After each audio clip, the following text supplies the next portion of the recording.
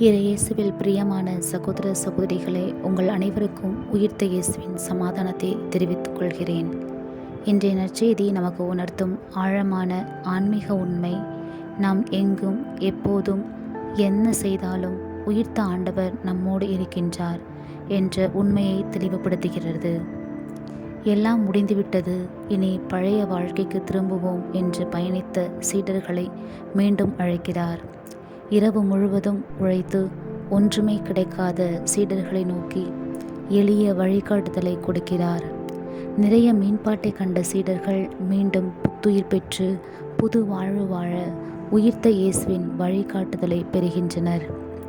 இயேசு சீடர்களோடு வாழ்ந்தபோதும் இறந்து உயிர்த்த பிறகும் அவர் அன்பு மாறவில்லை.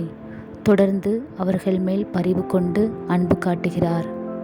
தாம் கொடுத்த மீட்பை உலகமெங்கும் அறிவிக்க சீடர்களை ஊக்குவிக்கிறார்.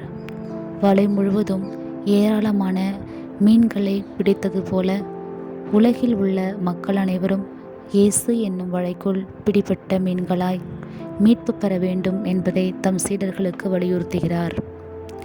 தங்கள் திறமையால் மீன் பிடிக்க முயன்றபோது தோல்வி அடைந்த சீடர்கள் உயிர்த்த இயேசுவின் வழிகாட்டுதலால் மிகுதியான மீன்பாட்டை கண்டனர்.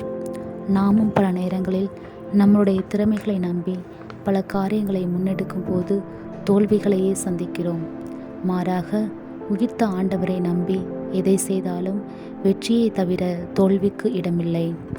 பேதுரு தன் தவறை உணர்ந்து மனம் மாறிய பின் இயேசுவின் மீது அளவு கடந்த அன்பை வைத்தார்.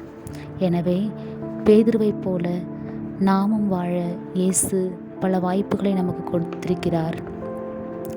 சீடர்களை தேடி தேடி அன்பு செய்த இயேசு நம்மையும் தேடி வந்து அன்பு செய்கிறார்.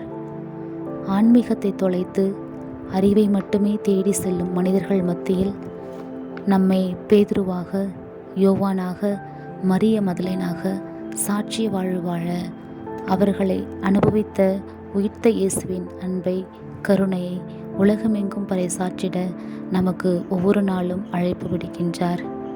இயேசு நிலத்தில் விழுந்தாலும் தன்னை விதைத்தார், மண்ணில் புதைந்தாலும் தன்னை விருட்சமாக்கினார், மரித்தாலும் தந்தையின் திருவுளத்தை நிறைவேற்றினார்.